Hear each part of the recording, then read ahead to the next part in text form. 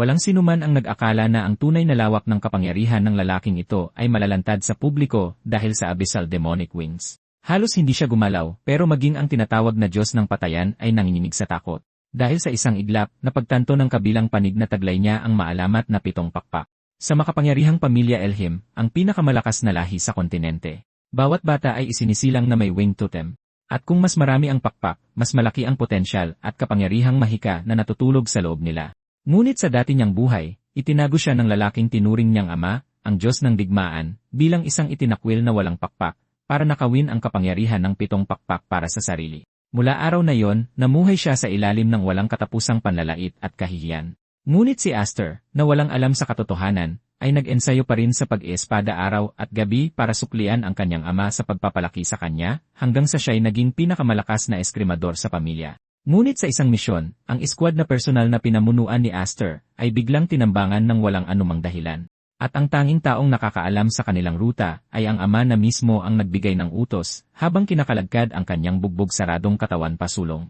Tumayo si Astor sa harap ng kanyang ama at humingi ng paliwanag kung bakit niya yon ginawa. Ngunit tinignan lamang siya ng kanyang ama nang may purong pangungutya at paghamak. Isa ka lang kasangkapan sa aking mga kamay. At mayong hindi na kita kailangan, syempre, itatapon na kita. Nang marinig niya yon, tumigil sa pag-aatubili si Astor. Hawak ang espada, sumugod siya na parang palasong pinakawalan mula sa pana at direktang umatake sa kanyang ama. Ngunit sa huli, ang nagawa niya lang ay mag-iwan ng isang hiwa sa liig ng lalaki dahil matagal nang naging pinakamalakas na nilalang sa kontinente ang taong iyon. Sa mga oras na yon, malubhan ng sugatan si Aster at biglang bumagsak ang kanyang kapangyarihan. Agad pagkatapos noon, kumilos ang 2 miyembro ng pamilya Elhim at mahigpit siyang iginapos gamit ang mga kadena ng mahika. Hangal, hindi mo pa rin ba naintindihan? Ang basurang walang pakpak na tulad mo ay maaaring magsumikap sa buong buhay mo pero wala pa ring mangyayari. Masamang tumitig si Astor sa kanyang ama at nagtanong, kung totoo iyan, bakit mo dinala ang isang batang walang pakpak na tulad ko sa bahay na ito? Lumapit sa kanya ang kanyang ama na may mukhang puno ng pagkasuklam. Wala akong inasahan mula sa iyo. Mula pa sa simula, ang tanging gusto ko lang ay ang kapangyarihan ng 7 pakpak sa loob mo. Nayanig sa gulat ang mga mata ni Astor. Tinawag siyang walang pakpak mula pa pagkabata. Kaya paanong magkakaroon siya ng sukdulang 7 pakpak? Ngunit nagpatuloy lang ang kanyang ama sa malamig nitong boses. May silbi naman ang nanay mo. Kahit papaano, nagsilang siya ng isang binhi na nagtataglay ng kapangyarihan ng 7 pakpak para sa akin. Nang marinig iyon, tuluyang nawalan ng kontrol si Aster, at sinigawan siya na ipaliwanag kung ano talaga ang ibig sabihin ng lahat ng ito. Ngunit bago pa niya makuha ang sagot, itinaas na ng 2 berdugo sa likod niya ang kanilang mga talim ng walang awa. Ngunit pagkatapos ng hindi matiis na sakit na yon, napagtanto ni Aster na hindi pa nawawala ang kanyang kamalayan. Akala niya ay isa lamang itong ilusyon bago mamatay, ngunit ang nagyelong lamig na bumabalot sa kanya ay nagpatunay na buhay pa siya. At ang mas ikinagulat niya ay ang kanyang katawan ay naging napakaliit. Sa tabi niya ay may nakahandusay na babae na ang katawan ay matagal nang walang anumang senyales ng buhay. Nang hindi nagsasayang ng segundo, agad na pinalawak ni Aster ang kanyang mahika at sinuri ang lugar sa paligid niya. Hindi nagtagal ay naramdaman niya ang isang grupo ng mga tao na mabilis na papalapit. Nang mapagtanto niya yon, nanlumo ang puso ni Aster dahil kung magpapatuloy ito, malamang ay mahuhulog na naman siya sa kamay ng lalaking iyon, tulad ng sa dati niyang buhay. Kaya't nagpumigla si Aster gamit ang lahat ng kanyang lakas at gumapang palabas sa yakap ng patay na babae. Pagkatapos ay pinilit niyang gamitin ang mga huling bakas ng mahika sa kanyang katawan para gumalaw, kinakaladkad ang sarili pasulong gamit ang bawat natitirang lakas niya. Duke Elhamid, isinusumpa kong mabubuhay ako anuman ang mangyari at balang araw, pagbabayarin kita. Wala siyang ideya kung gaano katagal ang lumipas. Ang alam niya lang ay parang nasusunog ang kanyang katawan at unti-unting lumalabo ang kanyang isipan. Pagkatapos kinabukasan, isang anyo ang sa wakas ay nagpakita sa kanya. Lumingon siya sa matangkad na lalaki sa likuran niya at sumigaw, "Ama, tingnan niyo, may bata dito." Binuhat ng lalaki si Aster, puno ng pagtataka ang kanyang mukha. Kakaiba. Bakit magkakaroon ng sanggol sa ganitong lugar? At paano siya nakaligtas sa ganito kasamang kapaligiran? Nang sa sumunod na sandali, biglang nayanig ang mga mata ng lalaki dahil napansin niya ang isang mahabang bakas ng paggapang na umaabot sa malayo. Nang tignan niya muli si Aster, puno na ng hindi paniniwala ang kanyang mga mata. Ang batang ito ay sadyang hindi kapanipaniwala. Makalipas ang mahabang panahon, unti-unting nagkamalay si Aster at nakita ang isang tila batang anyo na nakatayo sa harap niya. Sa isang segundo, inakala niyang isa ito sa mga anghel mula sa mga lumang kwento na dumating para gabayan ang isang nag-agaw buhay na kaluluwang tulad niya. Ngunit sa sumunod na iglap, hinawakan ng maliit na anyo ang kanyang ilong at ang biglaang pakiramdam ng pagkasakal ay nagpamulat sa kanya ng may buong kalinawan na buhay pa siya. Nang tignan niyang mabuti, natuklasan niyang may 5 maliliit na babae ang nakapaligid sa kanya, tinititigan siya mula sa bawat anggulo. Sinimulan nilang hilahin ang kanyang mga braso at binti na parang nag-agawan sa isang laruan. Sa huli, binuhat siya ng pinakamatandang babae. Wala pa ring ideya si Aster kung anong nangyayari, ngunit dala ng purong instinct, nagmadali siyang kumawala. Ngunit sa sandaling ginawa niya yon, mas lalo pang nasabik ang 5 babae, at hinabol siya na parang mga baliw. Noong una, gusto lang ni Aster na makatakas sa maliliit na kamay na yon sa lalong madaling panahon. Ngunit sa sumunod na segundo, bigla siyang lumipad pa itaas sa kalangitan at tumalon ng higit sa 100 metrong taas. Sumpain, masama to. Hindi ko makontrol. Mahuhulog ako. Sa kabutihang palad, may sumugod sa kritikal na sandali at nasalo siya sa tamang oras. At sa sandaling nakita ni Astor ng malinaw ang mukha ng lalaking iyon, biglang nagbago ang kanyang ekspresyon. Dahil ang lalaking iyon ay walang iba kundi si Viscount Hegfried, isang miyembro ng sangay na pamilya ng Bahay Elhim. Sa alaala ni Astor, palagi siyang isang taong may ganap na katarungan. Nakakalungkot, sa dati niyang buhay, namatay siya sa isang digmaang sibil. At ang makita siya rito ay nagpamulat kay Astor na tunay ngang muli siyang isinilang. Ngunit kahit na, hindi pa rin siya nakataka sa pamilya Elhim sa huli. Sakto namang kinuha ng Viscountess si Aster, at nakangiting sinabi, kahanga-hanga ang batang ito. Napakaliit niya pero gumamit na siya ng mahika para ilipad ang sarili sa ere. Pagkatapos ay napansin niya na hindi umiiyak o nag-ingay si Aster, tahimik lang na nakatitig sa kanya. Kaya't niyakap niya ito ng mahigpit at marahang hinalikan sa noo. Mabait na bata, huwag kang matakot. Sa pagdama ng init na hindi niya kailanman naranasan sa dati niyang buhay, natigilan si Aster doon na tulala. Sa sandaling iyon, inabot ng Viscount si Aster at sinabing, taglay ng batang ito ang kapangyarihang sapat na para yanigin ang buong mundo. At ang totem sa kanyang katawan ang pinakamalinaw na patunay niyan. Tumingin sa salamin, sa wakas ay malinaw na nakita ito ni Aster. Ito ang maalamat na 7-wing totem. Sa sandaling iniugnay niya ito sa mga sinabi ng Duke sa kanya sa dati niyang buhay. Sa wakas ay naunawaan ni Aster ang katotohanan. Hindi siya kailanman iniligtas ng lalaking iyon noon. Sadyang kinuha siya nito para lamang nakawin ang kapangyarihan ng 7 pakpak sa loob niya. At ang tarantadong iyon ay may lakas pa ng loob na sabihin ang mga bagay na iyon matapos niyang tanggalin ang mga pakpak ko gamit ang sarili niyang kamay. Lahat ng nakamit niya, bawat piraso ng tinatawag na karangalan ay binuo sa 7 pakpak ni Aster. Sakto namang biglang nagtanong ang Viscountess, mahal, anong plano mong gawin sa batang ito? Agad na nanlumo ang puso ni Aster. Halos hindi niya naiwasang mahulog sa kamay ni Duke Elhin. Talaga bang ibibigay na siya ngayon ng isa sa mga tauhan mismo ng Duke? Ngunit sa kanyang pagkagulat, walang balak ang Viscount na gawin yon. Sa halip, gusto niyang palakihin si Aster bilang sarili niyang anak. Pagkatapos ay marahan niyang hinaplos ang buhok ni Aster, at sinabi sa malumanay na boses, ang munting ito ay isa pa lamang inakay na hindi pa marunong lumipad. Hanggang sa araw na kaya na niyang tumayo sa sarili niyang mga paa, ako na ang bahalang mag-alaga sa kanya. Ang dalisay at walang bahid na kabaitan na yon ay nagpatigil kay Astor dahil ito ang init ng pamilya na hindi niya kailanman naramdaman sa kanyang nakaraang buhay. Sa sandaling iyon, ang 5 babae na palihim na nakikinig sa labas ng pinto ay biglang natumba at bumagsak sa sahig. Nahihiyang ipinaliwanag ng panganay na babae, nag-aalala lang kami sa bata, kaya hindi namin maiwasang makinig sa labas. Habang tinitingnan ang kanyang 5 kaibig-ibig na anak na babae, hindi magawang magalit ng Viscount. Ang kanyang mga mata ay puno lamang ng pagmamahal at mapagbigay na init. Sa isang iglap, 10 taon ang lumipas. At ang batang babae na kumurot sa ilong ni Aster noon ay isa na ngayong magandang dalaga. Sa pagkakataong ito, sinundan nila ang kanilang ama sa teritoryo ng pamilyang Elhim.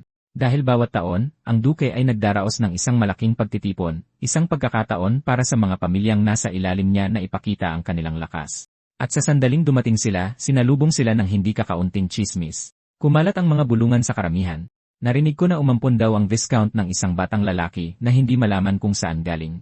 Tutal, nagkaroon na siya ng 5 anak na babae pero wala pa ring tagapagmana ang pamilya. Nang makita yon, tahimik na inalo ni Alphen si Aster. Huwag mong pansinin ang sinasabi nila. Kung magpapakita ka ng kahinaan dito, mamaliitin ka ng lahat. Ngunit nahalata ni Aster na kahit sinusubukan siyang aluin, nanginginig na ang kanyang mga kamao. Sa sandaling yon, nagsalita ang Viscount sa mahinang boses. Nakikita mo na ngayon, hindi ba? Ito ang kinatatayuan ng ating sangay ng pamilya sa kasalukuyan. Dinala kita sa pagtitipon na ito dahil gusto kong makita mo ito gamit ang sarili mong mga mata. Kaya sabihin mo sa akin, nabigo ka ba? Ngunit sumagot si Aster ng may buong kumpiyansa. Hindi siya nabigo ni Katiting. Sa halip, plano niyang durugin ang bawat pamilya sa pagtitipon na magsisimula pa lamang. Nang makita ang ganoong klaseng kumpiyansa mula sa kanya, hindi napigilan ng Viscount na humalakhak sa tuwa. Sa kanyang nakaraang buhay, nawala kay Aster ang 7 pakpak. At dahil doon, dumanas siya ng matinding kahihiyan sa unang beses niyang pagdalo sa pagtitipon na ito. Pero ngayon ay ibang-iba na ang mga bagay. Sa pagkakataong ito, dudurugin niya silang lahat. Pagkatapos ay itinuon ni Aster ang kanyang tingin sa lupain ng pamilyang Elhim. Ang dalawang magkapatid na nakatayo sa bintana ay paulit-ulit siyang pinahiya sa kanyang nakaraang buhay. At sa huli, sila pa mismo ang tumapos sa kanya. Maghintay lang kayo. Sa pagkakataong ito, dudurugin ko kayong dalawa sa ilalim ng aking mga paa. Hindi nagtagal, puspusan na ang pagtitipon sa entablado ng duelo. Ang mga miyembro mula sa mga pangunahing pamilya ay nagsalitan sa pagharap para magsanay. Habang nakaupo sa mga upuan, bumulong si Alphon na nakakasakal ang lugar na ito. Hindi katakataka na ang magkapatid na Freya, na karaniwang mahilig sa masisiglang okasyon, ay tumangging sumama. Samantala, lalong dumidilim ang ekspresyon ni Aster. Habang pinapanood ang mga duelo sa entablado, hindi niya maiwasang maalala ang kahihiyang dinanas niya rito sa kanyang nakaraang buhay. Sakto namang biglang sumandal si Alphen sa tabi niya at ginising siya mula sa mga iniisip na yon. Hindi ko inaasahan na kakabahan ka rin, pero naintindihan ko naman. Ito ang unang beses mong dumalo sa isang pagtitipon na idinaraos ng pamilya ng Duke. Pagkatapos, mahinahong sumagot si Aster na hindi siya kinakabahan. Ang lugar na ito ay nagparamdam lang sa kanya ng kaunting pananabik sa nakaraan. Hindi masyadong naintindihan ni Alphen ang ibig niyang sabihin, pero hindi na rin niya ito inusisa. Sa sandaling iyon, biglang kinausap ng kanilang ama si Aster. Dadalo ako sa isang pulong ng mga pangunahing pamilya. Siguraduhin mong babantayan mo si Alphon at huwag mong hayaang gumawa siya ng gulo. Nang marinig iyon, nagpabuga ng hangin sa inis si Alphon. Halata namang 1 taon akong mas matanda sa kanya. Kung tutuusin, hindi ba't dapat ang ate ang nag-aalaga sa nakababatang kapatid? Walang emosyong sumagot si Aster. Iyon ay marahil dahil masyado kang lampa. Pagkatapos ay binigyan ng ama si Aster ng isa pang paalala. May ilang mga tao rito na kaedad mo. Sana ay magamit mo ang pagtitipon na ito para makabuo ng ilang koneksyon. Pagkatapos ay hininaan niya ang kanyang boses at binalaan siya, at anuman ang mangyari, huwag mong hahayaang malaman ng sinuman na mayroon kang 7 pakpak. Lubos na naunawaan ni Aster ang intensyon ng kanyang ama, ngunit halatang hindi magiging madali ang pakikipagkaibigan sa mga taong ito. Ang lahat ng dumadalo sa pagtitipon na ito ay gustong mangibabaw sa lahat. Kaya natural lang na ituring nila ang lahat bilang karibal. At lalo pa itong totoo para sa isang kontrobersyal na ampon na tulad niya. Kaya sa halip na mag-aksaya pa ng oras, diretsong naglakad si Aster patungo sa dalawang magkapatid. Nang makita yon, tiningnan ni Dallas si Aster na may mapanuksong ngiti at tinanong kung sino ba siya. Nagpakilala si Aster ng walang bahid ng pagmamadali. Ikinagagalak kitang makilala. Ako si Aster Elheim. Nakita ko kayo sa labas kanina. Kaya naisip kong lumapit at bumati. Nakatayo sa tabi niya, biglang sumingit si Grind. Siya yung inampon ng pamilya ng Viscount. Sa sandaling narinig niya yon, humalakhak ng mayabang si Dallas. Ang kapal ng mukha mo. Isa ka lang ampon ng isang pamilya ng Viscount, at nangahas ka pang magpakita sa harap ko. Sa kanyang nakaraang buhay, umasa ang dalawang iyon sa kanilang estado bilang tagapagmana ng pamilyang Elhim para apihin si Aster kung paano man nila gusto. Noon, talagang akala niya ay nakakatakot sila. Pero ngayon, sila'y mga bata lang na naglalaro ng isang katawa-tawang laro ng kapangyarihan. Sakto namang biglang humarang si Alphon sa harap ni Aster. Nakabati ka na, kaya umalis na tayo rito. Ngunit lalo lang naging mayabang si Dallas. Kaya dumating din si Alphen. Anong nangyari? Hindi ka ba nagtatago sa likod ng ama mo ngayon? Dahil nandito ka na, umupo ka at samahan mo ako. Utos iyan mula sa isang tagapagmana ng pamilyang Elhin. Tinanggihan ni Alphon ang absurdong hiling na yon ng walang pag-aalinlangan. Ang pangunahing pamilya at ang mga sangay na pamilya ay hindi amo at alipin.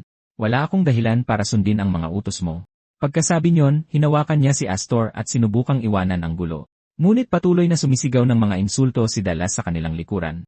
Ang ama mo ay dapat isang kabalyero pero hindi niya man lang naprotektahan ang hari. Sa huli, pinutol ng sarili niyang kapatid ang braso niya. Kaya naman masayang-masaya ako na hindi ako anak ng isang talunan na tulad niya. Sa sandaling narinig niya ang mga salitang iyon, sa wakas ay sumabog na si Alphen. Dumiretso siya patungo sa kanya, handang ipagtanggol ang kanyang ama.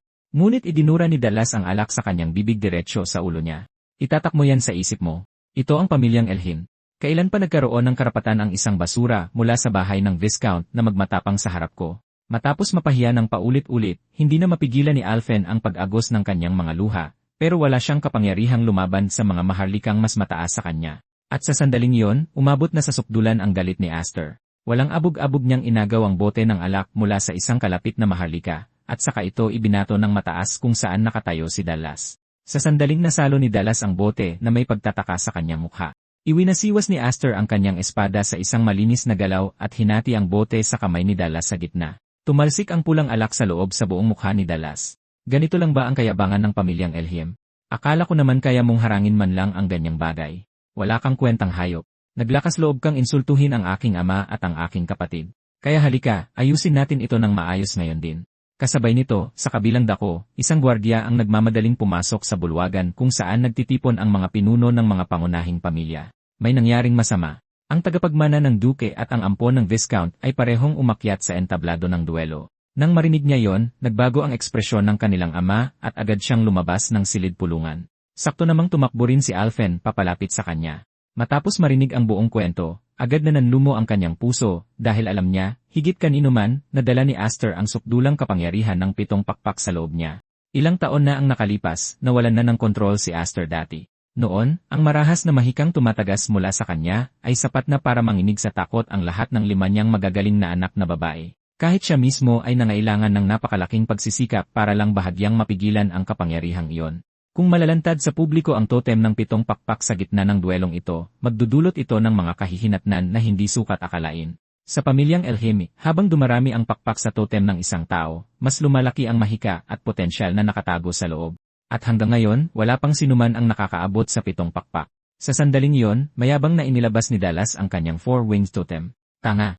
Isa ka lang namang ampon na paslit, at naglalakas loob ka pang tumayo laban sa pamilya ng Duke. Agad na naghiyawan sa tuwa ang mga nakapaligid na maharlika dahil kahit ang 4 na pakpak ay isa ng napakabihirang bagay. Habang bumubuhos ang papuri mula sa lahat ng dako, lalo lang tumalas ang pangungutya sa mga mata ni Dallas. Sige na, ipakita mo rin sa amin ang wing totem mo. Ngunit kalmado lang na sumagot si Aster na ang ganitong klaseng pagyayabang ng bata ay isang bagay na marahil ay hindi niya gagawin sa buong buhay niya. Nang marinig niya yon, sumabog ang galit ni Dallas. Pagkatapos ay inilatag ni Aster ang sarili niyang kondisyon. Kung mananalo siya sa labang ito, kailangang mag-alok ni Dallas ng tamang paghingi ng tawad kay Alphon para sa ginawa niya kanina. Sumugod si Dallas sa kanya na may mabangis na sigaw. At kung ako ang manalo, magiging tapat kong aso ka at magtatrabaho ka para sa akin hanggang sa mamatay ka habang buhay. Pagkatapos noon, ibinagsak niya ang kanyang espada na may napakalakas na puwersa. Napaatras si Aster habang hinaharangan ng atake. Lalong naging mayabang ang ekspresyon ni Dallas. Nakita mo yon, paslit. Iyan ang kapangyarihan ng 4 na pakpak. Sa sumunod na sandali, nagpakawala siya ng walang tigil na sunod-sunod na atake. Habang pinapanood ang eksenang iyon, napasigaw sa gulat si Alphon, takot na masaktan si Aster. Nagsimula na ring magpakita ng tunay na interes ang mga pinuno ng iba't ibang pamilya. Maaaring magaspang pa ang estilo ng espada ni Dallas, ngunit ang napakaraming mahika na taglay niya ay higit pa sa sapat para makabawi. Kung ang mahikang nakapaloob sa isang pakpak ay tulad ng apoy ng kandila, kung gayon ang mahikang nakatago sa loob ng 4 na pakpak ay tulad ng isang nagdangalit na impyerno. Lalong nasasabik si Dallas sa bawat pagwasiwas. Anong nangyari, hayop? Hindi ba't nagmamatapang ka lang kanina? Kaya bakit ka napapaatras ngayon? Ang hindi niya napagtanto ay bagamat si Aster ay depensa lang ng depensa sa buong oras, walang kahirap-hirap niyang napawalang bisa ang bawat isang atake ni Dallas. Pagkatapos ay biglang tumalon ng mataas si Dallas, naghahandang durugin si Aster gamit ang lahat ng kanyang lakas. Ngunit sa sobrang gulat ni Dallas, walang abog-abog na itinaas ni Aster ang kanyang espada, at hinarangan ang atake na parang wala lang, madaling pinigilan ang kanyang pinakamalakas na tira. Nang makita niya yon, nawala ang lahat ng kayabangan ni Dallas, at tanging takot at hindi paniniwala na lang ang natira sa kanyang mukha. Malamig siyang tiningnan ni Astor. Masyado kang madaldal. Ngayon, ako naman. Sa sumunod na segundo, pinatalsik siya ni Astor sa isang tama lang. Pagkatapos ay sumugod si Astor na may isang kamay sa kanyang espada, gumagalaw na parang naglalakad lang, habang si Dallas ay walang magawa kundi ang matalisod paatras sa takot. Pagkatapos noon, biglang nagbuhos ng mas maraming puwersa si Astor sa kanyang pagwasiwas at malakas na ibinagsak ang kanyang talim. Sa sandaling nagbanggaan ang kanilang mga sandata, naramdaman ni Dallas ang isang napakalakas na puwersang bumangga sa kanya, isang puwersang hindi niya kayang labanan. Sandali lang siyang tumagal bago lumuhod sa sobrang kahiyan. Sa sandaling iyon, hindi na mukhang tao si Aster sa paningin ni Dallas, kundi parang isang imposibleng halimaw. Dapat sana ay siya ang binyayaan ng isang marangyang totem ng 4 na pakpak. Pero ito, dinudurog siya ng husto ng mailap na paslit na ito, na hindi man lang siya makalaban. Si Astor naman, bahagya lang na dinagdagan ang diin sa kanyang kamay. Ngunit ang maliit na pagbabagong iyon ay sapat na para maramdaman ni Dallas ang paghinga ng kamatayan sa kanyang batok. At maging ang kanyang mga sandata ay nagsimulang maglabas ng tunog ng pagkabiyak. Nang makita niya yon, nanlumo ang puso ng kanilang ama at kumuyom ng mahigpit ang kanyang mga kamao dahil napagtanto niyang nagpapakita na si Aster ng mga senyales ng pagkawala ng kontrol. Noong una, naniniwala pa rin si Dallas na dahil sa kanyang marangal na katayuan, imposibleng maglakas loob si Aster na patayin siya ng totoo. Ngunit napagtanto niya na ang pagnanasang pumatay na nagmumula kay Aster ay hindi isang palabas. Mukhang isang tao si Aster na walang pakialam sa kanyang katayuan. At ganoon na nga, sa wakas ay nataranta si Dallas at dali-daling isinigaw ang kanyang pagsuko. Lahat ng nanonood ay natulala. Siya lang ang bunsong ampon ng pamilya ng isang Viscount. Gayunpaman, lubos niyang nadaig ang kandidatong tagapagmana ng pamilya ng Duke sa isang harapan na laban. Sakto namang lumakad ang Duke patungo kay Astor na may nakakatakot na presensya. Nang makita siya ni Dallas, hindi niya napigilang tumawa. Perpekto. Tiyak na hindi ka palalampasin ni Ama dito. Ngunit nang harapin ni Astor ang kaaway na ito mula sa kanyang nakaraang buhay, ni katiting na takot ay hindi lumitaw sa kanyang mga mata. Dali-daling hinawakan ni Dallas ang binti ng Duke. Ama, ipaghiganti mo ako. Ang hayop na yan ay isa lamang ampon na aso mula sa isang sangay na pamilya, at naglakas loob pa siyang suwayin ang pangunahing bahay. Ipakita mo sa kanya kung ano ang itsura ng tunay na kapangyarihan. Ngunit sa sumunod na segundo, itinarak ng Duke ang kanyang espada sa palad ni Dallas. Ang eksenang iyon ay nagdulot ng pangingilabot sa bawat maharlikang naroroon. Kahit sila ay hindi inaasahan na magiging ganito siya, kalupit sa sarili niyang kadugo. Tinitigan ng Duke ang kanyang anak ng isang malamig na tingin. Isa ka talagang ganap na tanga. Natalo ka na sa duelo at naglalakas loob ka pang magsalita dito. May ideya ka ba na kinalagkad mo ang pangalan ng pamilya sa putik? Pagkatapos ay itinaas niya muli ang kanyang espada. Ang isang walang silbing kahihiyan na hindi man lang makapaghiganti ay walang karapatang patuloy na humawak ng espada. Ngunit sa sumunod na segundo, napagtanto ng Duke na si Aster ay nakatayo na sa harap niya. Huwag kang magkamali ng akala. Hindi ko siya inililigtas. Bago nagsimula ang duelo, may ginawa kaming kasunduan. Kung matatalo siya, kailangan niya munang humingi ng tawad kay Alphen. Kapag nagawa na niya yon, saka ka na magpatuloy. Nang marinig yon, nagdilim ang ekspresyon ng Duke. Isa ka lang ampon. Sa tingin mo ba, miyembro ka na ng pamilyang Elhame dahil dyan? Kalmadong sumagot si Aster, anak ako ng Viscount, kaduguman o hindi. Natutunan ko na sa aking ama kung ano ang kahulugan ng dangal ng isang kabalyero at kung ano ang ibig sabihin ng pagdala sa bigat ng isang pamilya. Matapos marinig ang mga salitang iyon, hindi napigilan ng Duke na sumulyap sa Viscount sa likuran niya. Pero malinaw na wala siyang balak na palampasin ang usapin. Kahit na ituring kang bahagi ng pamilya, dinumisan mo pa rin ang karangalan ng pangunahing pamilya. Sa tingin mo ba hahayaan lang iyan ng 12,000 kabalyero sa ilalim ng aking pamumuno? Anuman ang kasalanan, dapat may katumbas na kabayaran. Nawalan ng braso ang ama mo noon dahil nabigo siyang protektahan ng hari, hindi ba? Pagkasabi niyon, mas lalo pang idiniin ng Duke ang kanyang espada kay Aster. Kaya sabihin mo, anong kabayaran ang handa mong ibigay? Pero nanatiling kalmado si Aster. Hindi ito simpleng away magkapatid. Ito ay isang tunay na duelo. Sinagot ko lang ng aking espada ang kanyang insulto sa pamilya ng Viscount. Ang taong hindi kayang gumanti ay walang karapatang humawak ng espada. Iyan ang sarili mong mga salita kanina lang, hindi ba? Ang eksenang iyon ay lubos na ikinagulat ng mga pinuno ng malalaking pamilya. Hindi. Walang sinuman ang nag-akalang ang isang batang halos 10 taong gulang ay tatayo roon ng may ganoong katapangan. Natahimik sandali ang Duke. Pagkatapos ay tumalikod siya at dahan-dahang isinukbit ang kanyang espada. Nang akala ng lahat ay palalampasin na niya ito, bigla niya itong binunot muli at pinatalsik si Aster ng ilang dosenang metro sa isang hampas. Sa sandaling nakita iyon ni Alphen, bumuhos ang luha mula sa kanyang mga mata. Nang hindi na inalintana ng kanyang ama ang lahat, binunot ang kanyang espada at direktang sumugod sa Duke. Roderick, hayop ka. Anong ginagawa mo? Sa sumunod na sandali, nagbanggaan sa ere ang dalawang espada. Nang matiyak niyang hindi na makakaatake muli ang Duke, agad na lumingon ang kanilang ama at nagmamadaling tumakbo kung saan tumalsik si Aster. Pero sa sandaling nakita niya ang nasa kanyang harapan, natigilan siya. Dahil kahit na nabali na sa gitna ang espada ni Aster, nagawa niya talagang harangin ang atake ng Duke. At nang makita ng Duke na nag-aalab pa rin ang mga mata ni Aster nang may di matitinag na determinasyon at pagsuway, lalo pang dumilim ang kanyang ekspresyon bago siya tuluyang tumalikod at umalis sa entablado ng duelo. Pagkatapos niyon, nagmadaling lumapit ang kanilang ama at sinalo si Aster sa kanyang mga bisig. Mahinang tumingala sa kanya si Aster. Ama, tinupad ko ang aking pangako. Prinotektahan ko si Alphen. Hindi ko hinayaang matuklasan ng sinuman na mayroon akong 7 pakpak. Mahinang sumagot ang kanyang ama, ginawa mo nga, anak ko. Ipagmamalaki ka ng pamilyang ito. Simula ngayon, lahat ay maaalala ang iyong pangalan. Nang makabalik ang Duke sa kanyang ari-arian, nagsalita ang isa sa mga pinuno ng pamilya sa nanunuksong tono. Roderick, napakaisip bata mo naman. Hindi ko inaasahan na personal kang kikilos laban sa isang bata. Ngunit kalmadong sumagot ang Duke. Kung nagtagumpay ang batang iyon, masisira ang reputasyon ng pangunahing pamilya. Kahit na, hindi maitago ng ilan sa kanila ang kanilang pagkabalisa. Natatakot sila na dahil sa pag-iral ni Aster, maaaring balang araw ay mawala na ang hangganan sa pagitan ng pangunahing pamilya at mga sangay na pamilya, nahahantong sa tuluyang pagkakawatak-watak nito. Malamig na tumugon ang duke, darating ang panahon ng malaking pagbabago. Pagdating ng panahong iyon, hindi lang isang pamilya, kundi ang buong mundo ay maaaring mahati sa dalawa. Phil, sulit na bigyang pansin ang batang iyon. Malamang ay magiging malaking tao siya sa hinaharap. Samantala, pagka-uwi, lubos na nakuha ni Aster ang paghanga ng mga kabalyero ng sambahayan. Hindi mapigilan ng mga kabalyero ang pagpuri sa kanya. Kami na mula sa mga sangay na pamilya ay nagtiis ng labis na pang-aapi mula sa pangunahing pamilya sa loob ng maraming taon. Sino ang mag-akala na ang batang amo, sa edad na 10 taon lamang, ay direktang dudurugin ang kayabangan ng pamilya ng Duke? Nagawa pa niyang harangin ang walang hiyang patagong atake ng Duke. Pero hindi naging mayabang si Aster dahil doon, at hindi rin siya nagpakampante.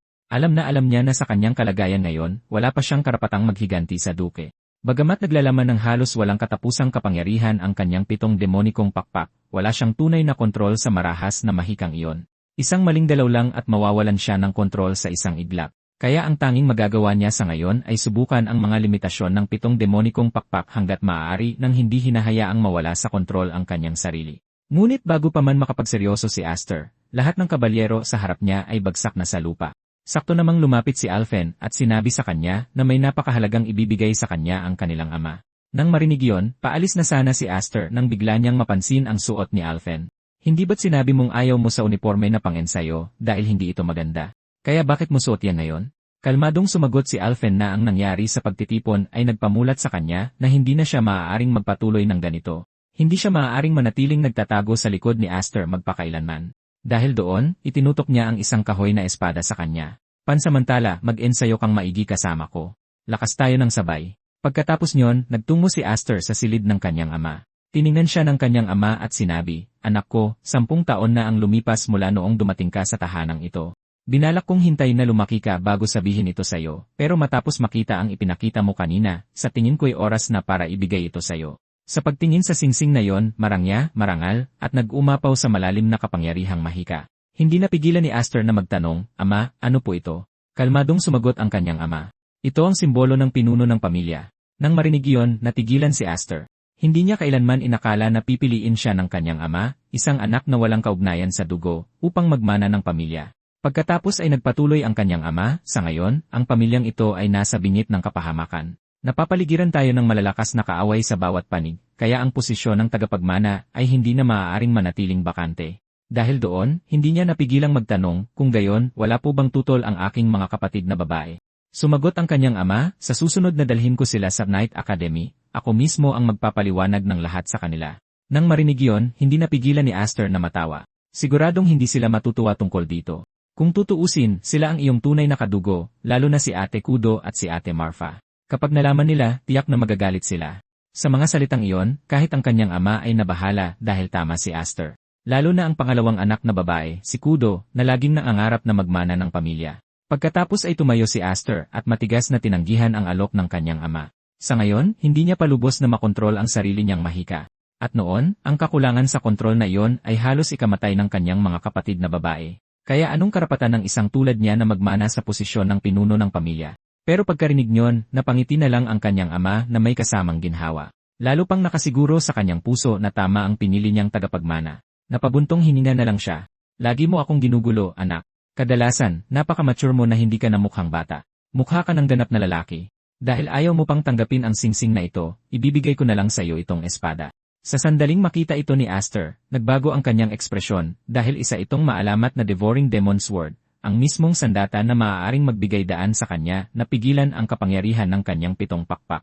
Para subukan ang kapangyarihan ng espada, agad na dinala ng kanyang ama si Aster sa kalaliman ng gubat na malayo sa kanilang lupain. Nagtatakang nagtanong si Aster, kung pagsubok lang naman ito, hindi ba sapat na ang training room sa bahay? Sumagot ang kanyang ama na isa lamang itong pangunahing pag-ingat. Ang totoo ay minsan nang winasak ni Aster ang training room gamit lamang ang isang ordinaryong sandata. Pagkatapos ay kinagat ng kanyang ama, binuksan ang selyo na nakalagay sa Demon Sword. Ngunit sa sandaling malinaw itong nakita ni Aster, nanikip ang kanyang dibdib dahil isa itong sirang espada na walang buong talim. Kahit na, mahinahong nagbuhos ng mahika ang kanyang ama rito. Sa sumunod na sandali, isang talim na gawa sa purong mahika ang nabuo sa may sirang bahagi. At sa isang iglap na pagpapakawala, kaya nitong magpalabas ng napakalakas na bugso ng mahika at magbigay ng isang mapaminsalang atake. Paliwanag ng kanyang ama, malaki ang hinihingi ng espadang ito sa gumagamit. Sinumang may katamtamang mahika ay maubusan agad sa isang iglap. Kahit ako ay hindi ito magamit ng malaya. Pagkatapos ay iniabot niya ang Devouring Demon Sword kay Aster. Kaya gusto mo bang subukan? Hindi na nag-atubili pa si Aster. Inabot niya at kinuha ang Devouring Demon Sword. Nang maisara niya ang kanyang kamay dito, naramdaman niyang dumaloy ang kanyang mahika nang walang kontrol papunta sa talim. Napakabilis na bumalot sa kanyang buong katawan ang marahas na bugso ng mahika. Pagkatapos ay isang napakalaking talim ng mahika ang tumama diretsyo sa kalangitan. Nang makita yon, lahat ng mga kabalyero sa paligid ay nakaramdam ng pangingilabot. Ang ilan ay inakalang isang bulalakaw ang nahulog mula sa kalangitan. Si Alphon naman ay mukhang hindi natinag. Mukhang gumagawa na naman ng gulo si Aster. Tinitigan ni Aster ang sirang espada sa kanyang kamay, nanginginig pa rin, at inisip sa sarili na hindi ito ordinaryong sandata. Samantala, matagal na nakatayong tulala sa tabi niya ang kanyang ama. Alam niyang pambihira ang potensyal ng kanyang anak, pero hindi niya inakala na ganito nakalakas si Aster. Pagkatapos ay binalaan siya ng kanyang ama ng buong seryoso. Ano man ang mangyari, hinding-hindi mo dapat hayaang malaman ni Numan na taglay mo ang 7 pakpak ng demonyo. Sa buong kasaysayan ng pamilyang Elhim, wala pang nagkaroon ng higit sa 6 na pakpak. Kung malaman ng iba ang katotohanan, maraming tao ang maiinggit, magagalit, at kasusuklaman ka dahil dito. At ang ilan sa kanila ay maaaring subukang gumawa ng masama sa iyo mula sa mga anino. Nang marinig ang mga salitang iyon, mas naunawaan ni Aster ang babala kaysa kaninuman. Dahil sa kanyang nakaraang buhay, personal na kinuha ng duke ang kapangyarihan ng 7 pakpak mula sa kanya. At dahan-dahang iniabot ng kanyang ama ang kamay sa kanya. Anak ko, habang may oras pa, lumakas ka sa lalong madaling panahon. Nagbigay si Aster ng isang taimtim na pangako. Kanyang pag-aaralan ng husto ang Devouring Demon Sword. At balang araw ay gagamitin niya ang 7 pakpak ng demonyo na parang sarili niyang mga braso at binti. Ilang araw ang lumipas, matapos marinig ang balita, bumalik din sina Marfa at Kudo sa lupain ng pamilya. Ibinuka ni Kudo ang kanyang mga braso at nakangiting sinabi, "Mga mahal kong kapatid, halikayo sa yakap ni ate." Ngunit nilagpasan siya ng magkapatid na Freya at dumiretso sa yakap ni Marfa. "Ate Kudo, ginugulo mo ang buhok namin palagi. Hindi kami magpapayakap sa'yo." Nang marinig iyon, agad na nakonsensya si Kudo at bumulong, "Isa akong taong namumuhay ng buo sa landas ng isang kabalyero. Hindi ako gagawa ng ganoong kabastusan." Habang sinasabi iyon, bigla niyang napansin si Alphen na tahimik na nakatayo sa malapit. Sa sumunod na segundo, sumugod siya at hinila si Alphen ng mahigpit sa kanyang mga braso. Pagkatapos ay tuluyan siyang nadala sa sandali at sinimulang guluhin muli ang buhok ni Alphen. Sa puntong iyon, biglang nagtanong si Martha, "Nasaan si Aster? Bakit hindi ko pa siya nakikita?" Sa sandaling narinig niya ang pangalang iyon, nanlamig ang ekspresyon ni Kudo. Palagi siyang may matinding pagmamalaki sa sarili. Kaya nang marinig na ang kanyang nakababatang kapatid ang magiging tagapagmana ng pamilya, natural na napuno siya ng galit at pagkadismaya. Higit pa siya sa mahusay. Kaya totoo ba talaga na dahil lang lalaki siya, nakatadhana siyang maging pinuno ng pamilya? Samantala, si Aster ay lubos pa ring abala sa pagsasanay gamit ang Demon Sword. Bagamat malaki ang idinagdag ng pagsasanay na ito sa kanyang lakas, napagtanto niyang hindi pa rin niya kayang kontrolin ng perpekto ang marahas na kapangyarihang iyon. Noon, dahan-dahang lumapit si Ate Kudo mula sa malayo. "Saglit pa lang pero lumaki ka na talaga. Hindi ako makapaniwalang hindi mo man lang sinalubong ang ate mo pag-uwi niya. Ano, akala mo ba espesyal ka na ngayon kaya hindi mo na kami siniseryoso?" Mabilis na humingi ng paumanhin si Aster at ipinaliwanag na kailangan niyang manatiling nakatuon sa pagsasanay. Kaya hindi niya napansin na nakabalik na pala ito. Pagkatapos ay biglang napansin ni Aster ang emblem na suot niya, ang Honorary President Insignia ng Knight Academy. Patunay na nakakumpleto na siya ng hindi mabilang na mga tunay na misyon sa labanan. Gayunpaman, si Kudo ay mukhang kalmado. "Kung hindi ko man lang magawa ito, malamang ay wala talaga akong kakayahang manahin ang pwesto ni Ama bilang pinuno ng pamilya. Pero narinig kong tinanggihan mo ang posisyon bilang tagapagmana hindi pa katagalan. Dahil ba sa akin yon?" Ang tanong na iyon ay agad na nagpailang kay Aster. Hindi niya inasahan na sasabihin ng kanilang ama kay Kudo ang buong kwento. Sa puntong ito, pakiramdam niya ay nagmana siya ng isang malaking sakit ng ulo. Bago pa man makapagpaliwanag si Aster, naglalakad na si Kudo patungo sa isang kalapit na puno, hawak ang kanyang sandata. Sa sumunod na segundo, pinutol niya ito sa gitna at ang sirang puno ay bumagsak diretsyo kay Aster. Nang makita yon, mabilis na umiwas si Aster. Pagkatapos ay nagtanong siya, "Ano ba talaga ang sinusubukan mong gawin?" Kalmadong sumagot si Kudo, "Isa lang itong maliit na pagsubok mula sa ate mo. Halika na. Maglaban tayo ng maayos." Agad na sinabi ni Aster sa kanya na hindi pa niya lubos na kabisado ang Devouring Demon Sword, ngunit walang pakialam si Kudo. "Ano? Sa tingin mo ba ay paliligtasin ka ng isang kalaban sa tunay na labanan dahil lang dyan? Dapat laging handang lumaban ang isang kabalyero." Hindi makatutol si Aster doon dahil tama siya. Pero sa ngayon, ang pagpigil pa lang sa marahas na mahika na yon ay nagtutulak na sa kanyang limitasyon. Kung mawalan siya ng kontrol sa gitna ng laban at masaktan si Kudo, iyon ang magiging pinakamasamang resulta. Ngunit bago pa niya ito maisip, sumugod si Kudo diretso sa kanya na may bumubuhos na intensyong pumatay. At agad na napagtanto ni Aster na seryoso talaga siya ngayon.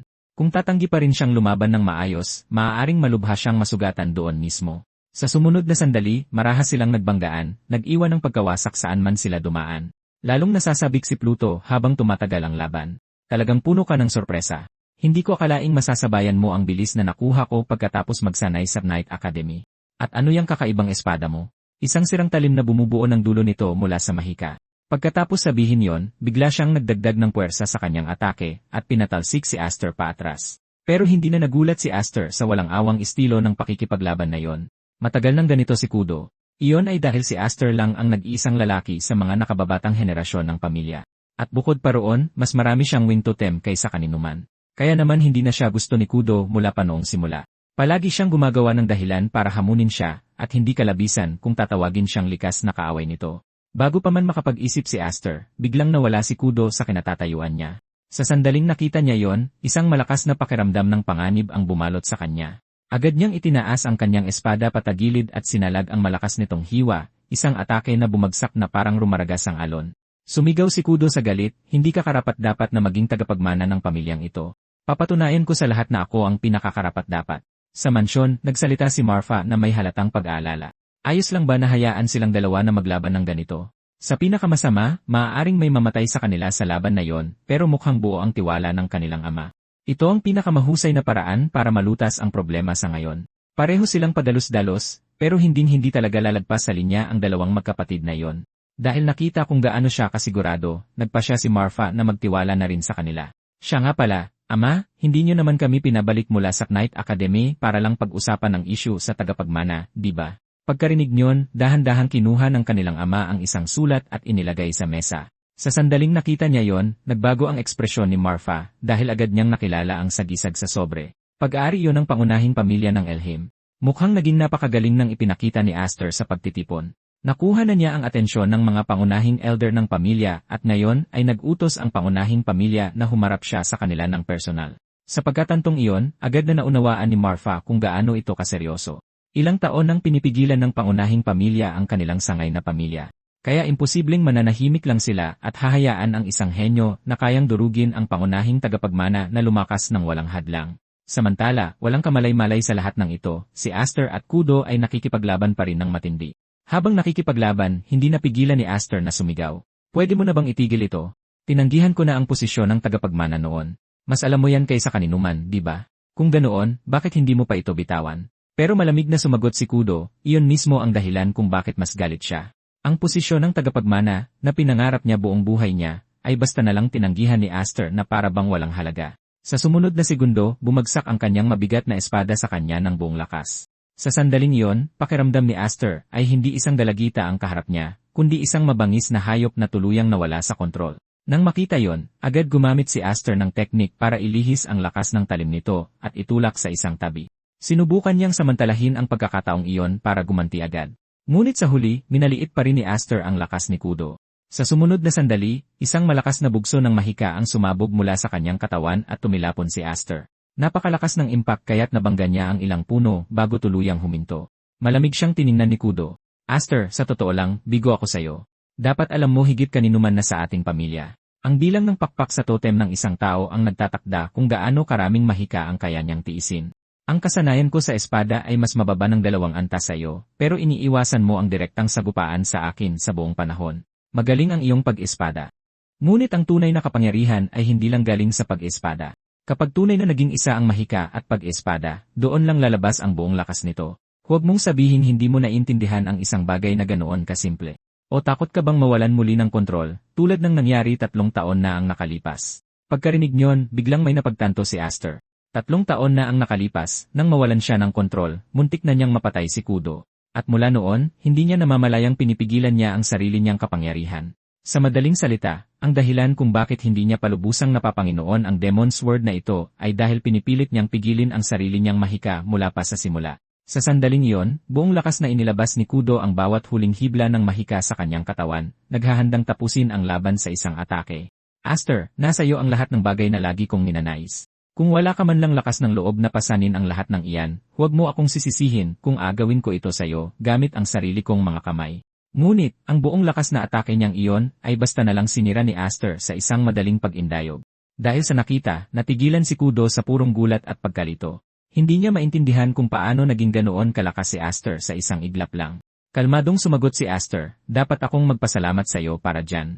Ikaw ang gumising sa akin at nagpalaya sa akin mula sa mga tanikala ng nakaraan. Pagkatapos ay may biglang napagtanto si Kudo. Sumusugod si Aster ng diretsyo sa kanya na may napakalakas na puwersa, ngunit hindi na siya gumagamit ng mahika para bumuo ng isang buong talim.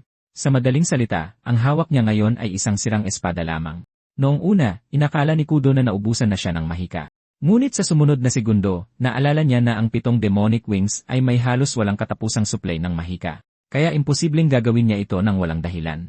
At tama siya. Kahit ngayon, hindi pa rin lubos na makontrol ni Aster ang Devouring Demon Sword. Ngunit hindi na niya kailangang panatilihin ang buong talim sa lahat ng oras. Sa halip, maaari niyang talikuran ang anyo ng talim at ibuhos ang mahika dito sa mismong sandali ng kanyang pag-atake. Sa buhay na ito, lahat ng pag-ari ni Aster ngayon. Ang 7 demonic wings, ang Devouring Demon Sword, at maging ang kanyang pamilya ay mga bagay na hindi kailanman tunay na nagkaroon ang dati niyang sarili. Ngunit mula sa sandaling ito, kung ito ay para protektahan ang kung anong mayroon siya ngayon, hinding-hindi na niya hahayaang makadena siyang muli. Sa sumunod na segundo, itinaas ni Aster ang sirang espada at sumugod ng diretsyo kay Kudo. Ngunit sa sandaling gumalaw siya, nawala ang kanyang anyo sa kinatatayuan niya. Bago pa man makakilos si Kudo, nasamantala na ni Aster ang butas sa kanyang depensa. Pagkatapos ay isang hiwa ang bumagsak at natapos na ang laban. Lubusan niya itong natalo. Makalipas ang ilang sandali, sa wakas ay nagising si Kudo mula sa pagkawala ng malay. Pagtingin sa paligid sa pamilyar na kapaligiran, napagtanto niya na kahit paano ay naibalik na siya sa kanyang sariling silid. Habang napupuno ng pagkalito ang kanyang isipan, nagsalita ang kanyang nakatatandang kapatid na si Marfa, na nakaupo sa tabi ng bintana. Tulog mantika ka talaga, ikaw na bata ka. Kanina pa ako naghihintay dito. Pagkarinig niyon, mabilis na nagtanong si Kudo kung ano ang nangyari pagkatapos dahil halos agad siyang nawalan ng malay at wala siyang ideya kung paano siya nakabalik. Sumagot si Marfa na may mapaglarong ngiti. Binuhat ka ni Aster pabalik. At sinabi pa ng batang iyon na nakatulog ka raw sa gitna ng laban. Inisip niya na baka napagod ka lang sa biyahe pauwi. Habang unti-unting lumilinaw ang isipan ni Kudo, napatingin siya sa sandatang nakapatong sa tabi niya. Siyempre, naintindihan niya na sinabi lang ni Aster ang mga iyon para protektahan ang kanyang dangal. Sa pinakadulo ng laban na iyon, tunay niyang pinaniwalaan na pinatulog siya nito sa isang bagsak lang. Ngunit ngayong iniisip niya ito, sa wakas ay napagtanto niya ang katotohanan. Bago pa man tumama ang kanyang atake, binawi na ni Aster ang halos lahat ng mahika mula rito, nag-iwan lamang ng bahagyang bakas. At kahit ganoon, labis pa rin siyang natakot kaya't hinimatay siya. Ang pag-iisip tungkol dito ngayon ay nagdulot sa kanya ng hiya. Sa isipin iyon, dahan-dahang umiti si Kudo. Mas bata man siya sa akin, pero anuman ang mangyari, pamilya pa rin kami at hindi iyon magbabago. At bukod pa roon, kahit na mukhang hindi nakakasama ang maliit na batang iyon, sa sandaling nagsimula siyang lumaban, kahit si Kudo ay hindi mapigilang makaramdam ng kakaibang kilabot. Sa sumunod na segundo, tumalon siya mula sa kama, kinuha ang kanyang sandata, at handa nang sumugod para sa isa pang 300 rounds kasama si Aster. Ngunit mahinahong ipinaalala sa kanya ni Marfa, huli ka na ng isang hakbang. Umalis na si Aster. Nang marinig iyon, natigilan si Kudo at agad na nagtanong saan siya nagpunta. Sumagot si Marfa, nagpadala ng summons ang pangunahing pamilya ng Elhim. Gustong makita ng mga elder na may tunay na kapangyarihan si Aster. Kaya umalis na si ama kasama niya kanina lang. Sa sandaling narinig niya yon, bumalatay ang gulat sa mukha ni Kudo. Halos hindi nakikialam sa kahit ano ang mga elder na yon.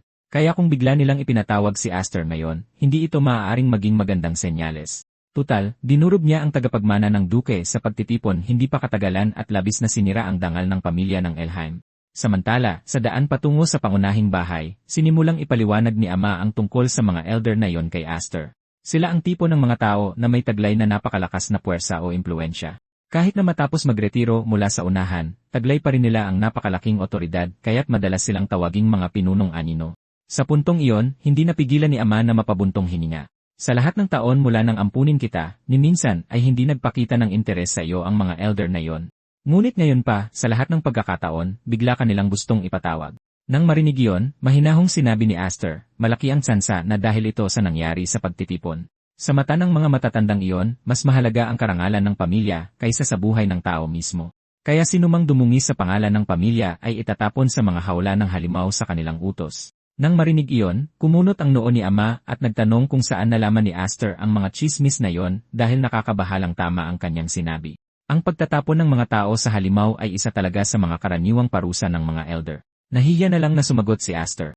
Narinig ko lang na pinag-uusapan ito ng mga tao sa pagtitipon. Nagpa siya si Ama na huwag nang usisain pa at sinabi na lang, aalis ka ba talaga nang hindi nagpapaalam kay Kudo? Masama man ang ugali ng batang iyon, pero malapit na siya sa iyo mula pa noong bata kayo. Sumagot si Astor, sa totoo lang, plano ko talagang magpaalam ng maayos sa lahat ng 5 kong kapatid na babae. Pero si Ate Kudo ay laging akong hinihila sa mga sparring araw-araw. Kung malaman niya, baka talagang ipilit niyang sumama sa akin para harapin ang mga elder. Habang sinasabi iyon, inabot ni Aster at hinawakan ang Devouring Demon Sword sa kanyang baywang. Gayunpaman, salamat kay Ate Kudo, sa wakas ay nagsisimula na akong maintindihan kung paano tunay na kontrolin ang sarili kong mahika. Pagkatapos ay humarap si Aster sa kanyang ama na may seryosong ekspresyon. Kung matuklasan man ng mga taong iyon ang sikreto ng aking 7 demonic wings, Ama, anuman ang mangyari, huwag ninyo akong subukang iligtas. Sakto noon, isang pamilyar na boses ang biglang umalingaw mula sa labas ng karwahe. Ikaw ang bunsong anak sa buong pamilyang ito. Kaya bakit ka nagiging seryoso sa harap ni Ama? Lumingon si Aster sa direksyon ng tunog at natigilan ng isang segundo. Dahil sa kanyang pagkagulat, si Kudo ay nakasabit mismo sa labas ng bintana ng karwahe. Kumakapit sa mabilis na karwahe, sinipa niya ang pinto sa isang malinis na galaw, at pumasok sa loob na parang ginawa na niya ito ng 100 beses noon. Alam kong ipinatawag ka ng mga elder mula sa pangunahing pamilya, pero umalis ka na lang nang hindi nagsasabi sa akin ng kahit ano. Hindi mo ba iniisip na medyo malupit iyon? Nang marinig iyon, agad na sinubukan ni Ama na ipaliwanag kung bakit hindi niya ito isinama.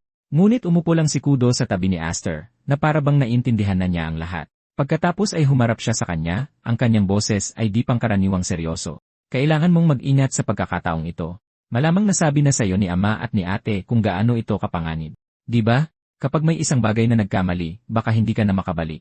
Sinubukan siyang pakalmahin ni Aster, sinasabing nag-i-exaggerate lang siya. Kakausapin lang niya sila sandali at babalik din siya agad. Ngunit sa sumunod na sandali, biglang tinuro siya ni Kudo at sinabi sa matatag na boses, Aster, galit talaga ako sa iyo. Lalaki ka. Nasa iyo ang maalamat na 7 demonic wings at mas malakas ka pa sa akin. Kahit na ikaw ang bunso sa pamilya, may mga pagkakataong mas matino ka pa kumilos kaysa sa sinumang matanda. Pero huwag mong kalimutan ito. Gaano ka man kalakas, gaano ka man maging mature, lagi kang magiging pinakamahalaga kong nakababatang kapatid. Dahil doon, naghanda na siyang umalis. Ngunit bago siya umalis, lumingon si Kudo at mumiti kay Aster. Mabuti pang umuwi kang ligtas. At pagbalik mo, ayusin natin ito sa isa pang laban. Kapag sinira mo ang pangakong iyon, hindi kita patatawarin kahit na kailangan ko pang sugurin ang pangunahing bahay. Pagkasabi niyon, hindi na siya naghintay pa ng sagot. Tumalon siya diretsyo mula sa karwahe. Habang pinapanood siyang umalis, tahimik na bumulong si Aster, salamat, Ate Kudo. Tiyak na babalik ako. Sa ilalim ng papalubog na araw, hindi agad umalis si Kudo. Nakatayo lang siya doon at paulit-ulit na kumakaway sa direksyon kung saan nawala ang karwahe. Hindi nagtagal, dinala ni Ama si Aster sa teritoryo ng pangunahing pamilya. May isang grupo ng mga kabalyero na kanina pa naghihintay doon. Maligayang pagdating, Lord Hagfrey sa sangay na pamilya. Naghihintay na sa inyo ang mga elder. Mahinahong sumagot si Ama na hindi na kailangan pang sila ang manguna sa daan. Alam na niya kung saan pupunta mula rito, ngunit sumagot ang mga kabalyero sa mabigat na tono na ang utos sa kanila ay personal na tiyakin na ang batang master ay dadalhin sa harap ng mga elder. Nang biglang naging tensyonado ang paligid, agad na napagtanto ni Ama na may mali. Hindi magiging simple ang pagpupulong na ito. Kaya tahimik niyang pinaalalahanan si Aster na anuman ang mangyari, kailangan niyang manatiling kalmado.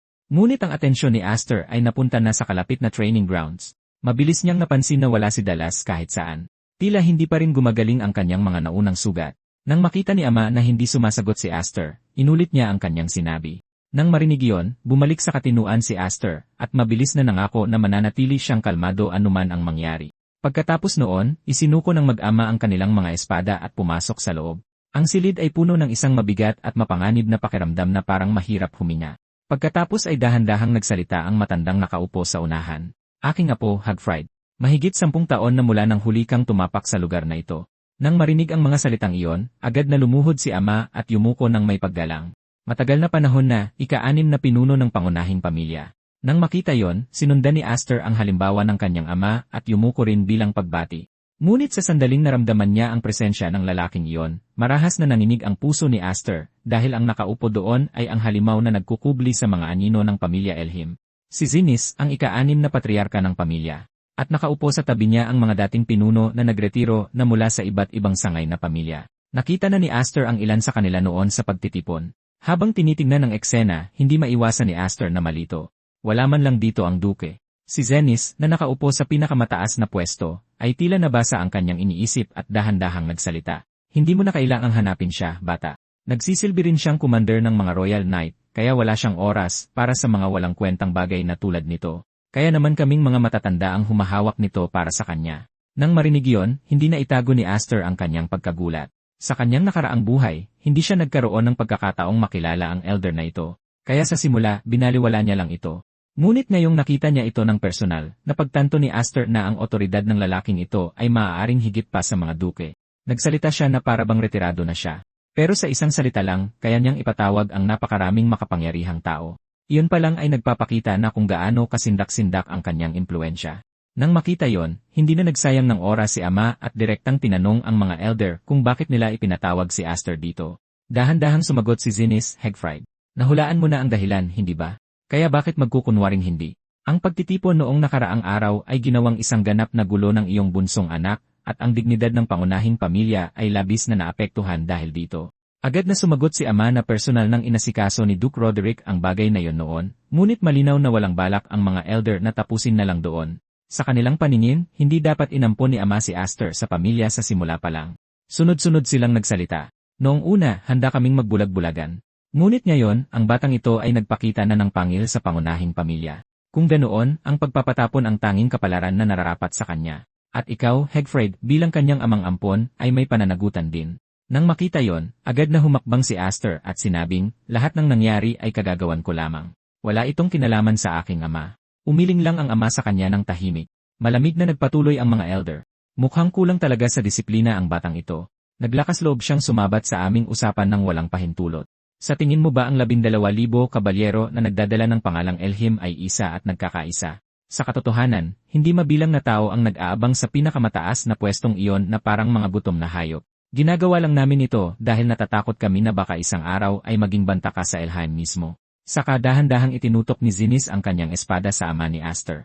Noon, nabigo kang protektahan ng hari. Kaya sa mismong silid na ito, pinutol ni Roderick ang isa sa iyong mga braso. At ngayon, pagkakataon mo namang patunayan ang iyong katapatan sa pamilya. Kung personal mong pupugutin ang ulo ng batang iyan, patatawarin ko ang iyong nakaraang kabiguan. Ngunit bago pa siya matapos, agad na pumutol si ama. Mas gugustuhin ko pang akuin ang lahat ng parusa, kaysa patayin ang sarili kong anak gamit ang sarili kong mga kamay. Matapos marinig ang mga salitang iyon mula sa kanyang ama, matagal na natigilan si Aster. Bago pumunta rito, paulit-ulit siyang pinaalalahanan ng kanyang ama na manatiling kalmado. Ngunit ngayon, ang unang nawalan ng hinahon ay ang kanyang ama mismo. Sa sandaling marinig iyon ng mga elder, sumabog ang kanilang hangaring pumatay. Hegfried, naiintindihan mo ba ang sinasabi mo? Kung magpapatuloy ito, mamamatay ka at hindi rin maliligtas ang iyong asawa at mga anak. Sa sumunod na segundo, hindi mabilang ng mga kabalyero ang sumugod sa silid sa ilalim ng utos ng elder. Agad na idiniin ang kanilang mga talim sa lalamunan ni Aster at ng kanyang ama. Ngunit tiningnan lamang ni Aster ang elder at nagsalita sa isang napakalamig na boses. Matanda, ano ba talaga ang kinatatakutan mo? Halatang nabigla ang elder. Malinaw na hindi niya inaasahan na magsasabi si Aster ng ganoon sa harap ng lahat. Nagliliyab sa galit ang mga mata ni Aster habang sinasabi niyang, kayong mga tinatawag na dakilang tao ay nagsisiksikan para sa kaligtasan. Nakakaawa. Kung talagang takot kayong bantaan ko ang pangunahing pamilya. Kung gayon, ipatapon niyo ako o patayin niyo ako kaagad. Wala akong pakialam. Sa kamarahas na pinunit ni Aster ang kanyang damit. Pero kung may maglakas loob sa inyo na galawin ang pamilya ko, ang 7 pakpak na ito ay magiging kalaban ng buong pamilya Elhim. Ang mga kabalyerong pinakamalapit sa kanya ay sobrang nagulat na napanganga dahil ang nakita nila sa katawan ni Aster ay isang tunay na totem ng 7 pakpak. Kaya pag-isipan mong mabuting-mabuti ang susunod mong gagawin, matanda. Sa sandaling iyon, lahat ng elder sa silid ay naiwang nakatulala sa hindi makapaniwalang pagkamangha. Subalit ang nakakatakot na presyon na nagmumula sa kanya ay nagpatunay sa isang bagay. Hindi ito isang panlilinlang. Ito ang tunay na kapangyarihan ng 7 pakpak. Si Zenith, ang elder na pinuno nila, ay nanatiling tulala ng matagal bago muling nakapagsalita. Nakatitig kay Aster, nagtanong siya sa mahinang boses, bata, naiintindihan mo ba kung ano talaga ang kahulugan ng totem na ipinakita mo sa amin? Hindi man lang nag-abala si Aster na magpakumbaba. Sa halip, mayabang siyang sumagot. Habang dumarami ang pakpak ng isang totem, mas nagugulat ang mga tao. Hindi ba't iyon lang naman iyon? Nang marinig ang sagot na iyon, biglang humalakhak ang isa sa mga pinuno ng sangay na pamilya at pumalakpak pa. Punong-puno talaga ng sorpresa ang batang ito. Hindi katakataka na nagawa niyang harangin ang atake ng Duke noon. Kaya taglay niya talaga ang maalamat na 7 demonyong pakpak. Sa mga oras na iyon, nawala na ang kabangisan sa mga mata ni Zinnis. Mula pa noong unang panahon, ang mga may pakpak na totem ay sisidlan na lumilikha ng mahika. Sa pamamagitan ng pagmamana sa dugo, pinino at pinalakas ng sangkatauhan ang kapangyarihang iyon ng paulit-ulit. At gayunpaman, pagkatapos ng 10,000 taon ng pag-unlad at pagpaparami, wala pang sinumang nakaabot sa 7 pakpak. Ang tanging eksepsyon ay ang lahi ng mga elf na binyayaan ng walang katapusang buhay. Nang marinig iyon, agad na naintindihan ni Aster kung saan patungo ang sinasabi ni Zinnis. Sinasabi mo bang may dala akong dugo ng elf? Hindi ito itinanggi ni Zinnis. Kung totoo ang 7 demonyong marka sa iyong katawan, nangangahulugan iyon na malamang na ikaw ay isang inapo ng mga elf. Maging ang ama ni Aster ay natigilan doon. Tutal, natagpuan niya si Aster sa gitna ng isang nagyayelong kaparangan at inuwi. Kailanman ay hindi niya naisip na maaaring taglayin ng bata ang dugo ng mga maalamat na elf. Ngunit walang interes si Aster na mag-aksaya pa ng oras sa pakikipagtalo sa mga elder tungkol sa kanyang pinagmulan. Dumiretso siya sa punto.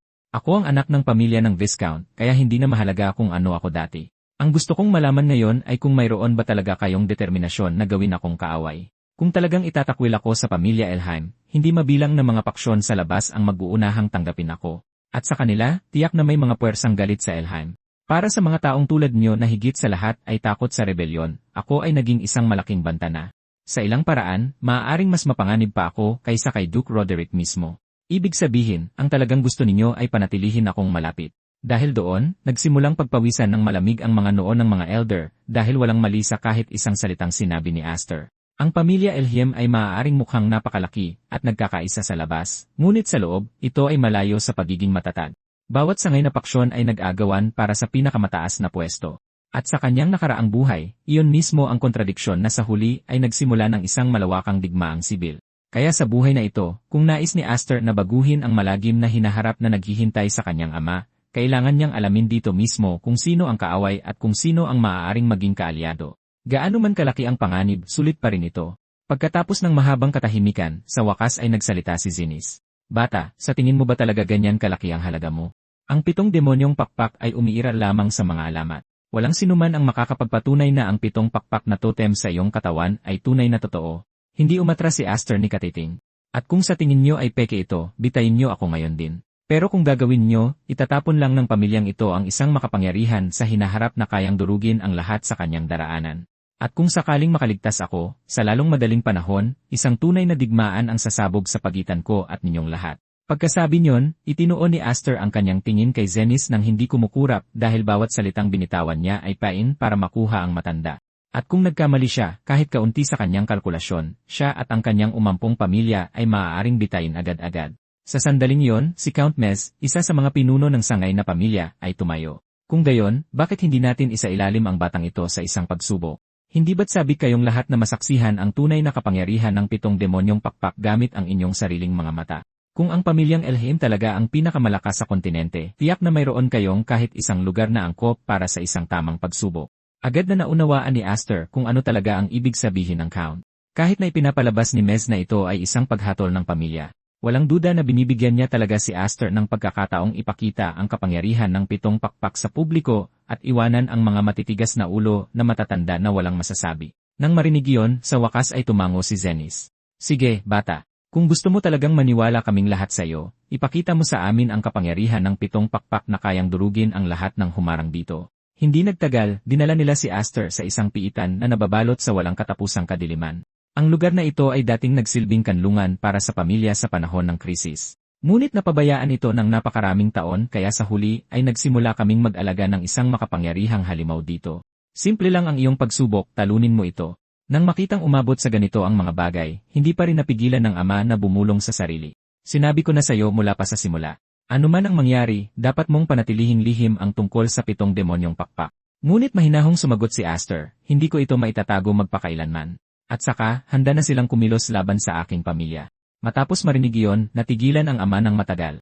Sa wakas, nagsalita siya sa isang malungkot na boses. Ano man ang mangyari, huwag kang magpapabaya. Kailangan mong bumalik ng buhay. Sa sumunod na sandali, lumundag si Aster diretso sa piitan na may mga kadenang nakasabit sa kanya, hawak ang espadang demonyong mananakmal. Nang makapasok siya sa madilim na kailaliman, nag-ipon siya ng mahika sa kanyang mga mata upang hindi makasagabal ang dilim sa kanyang paningin. Ngunit sa sandaling makita niya kung ano ang nasa unahan, marahas na lumiit ang kanyang mga balintataw. Dahil ang kandidatong tagapagmana ng linya ng duke, ang mismong tinalo ni Aster hindi pa katagalan, ay naging pagkain na ng halimaw. Maging si Aster ay hindi inaasahan na ganito kawalang puso ang pamilyang Elhin. Hindi niya kailanman inakala na maging ang isang direktang kadugo ay maaaring magkaroon ng ganitong katapusan. Nang maramdaman nito ang presensya ni Aster, dahan-dahang humarap sa kanya ang demonyong leon ng kalaliman. Gamit ang nakakatakot na talas ng kanyang instinct, naramdaman nito ang isang nakakakilabot na kapangyarihan na nakatago sa loob ni Aster.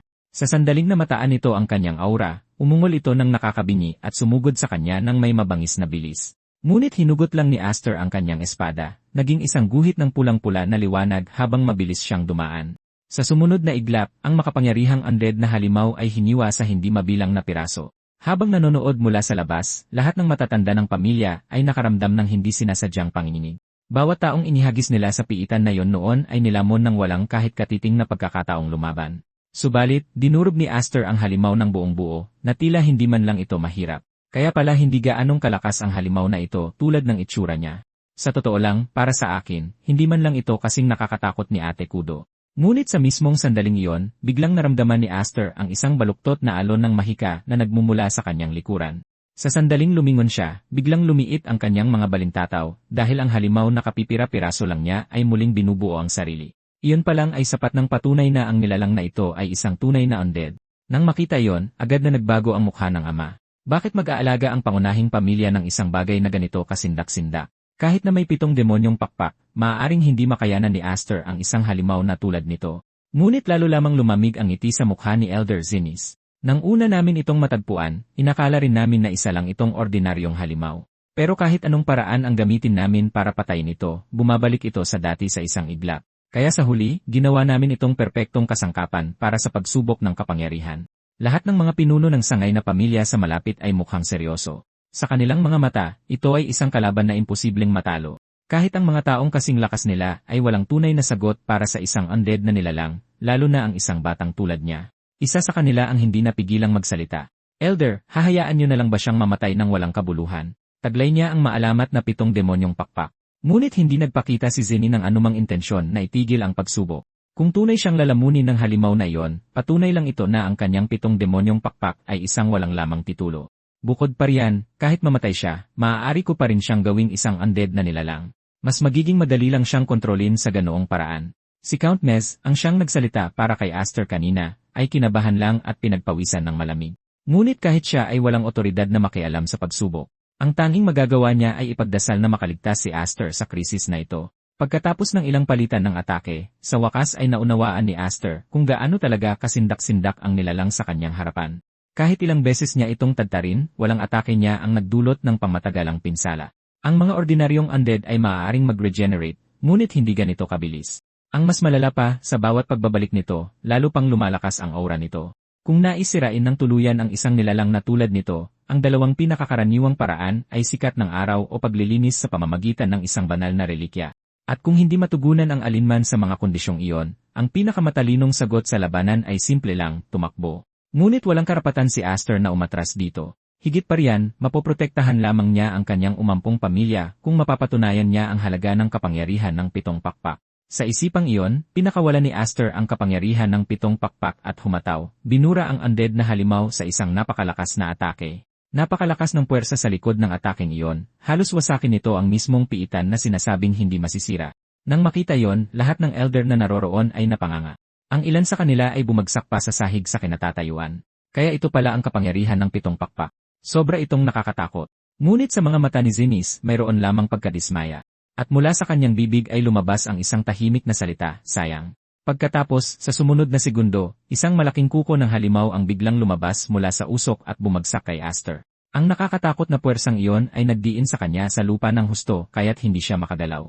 Sa sandaling makita ng ama na tunay na nasa panganib ang buhay ni Aster, hindi na niya nakayanan at halos sumugod sa piitan dahil sa purong instinct. Ngunit pinigilan siya ni Count Mez ng isang malakas na sigaw. Kung tatalon ka para iligtas siya ngayon, ikaw lang ang magiging dahilan ng kanyang pagkamatay.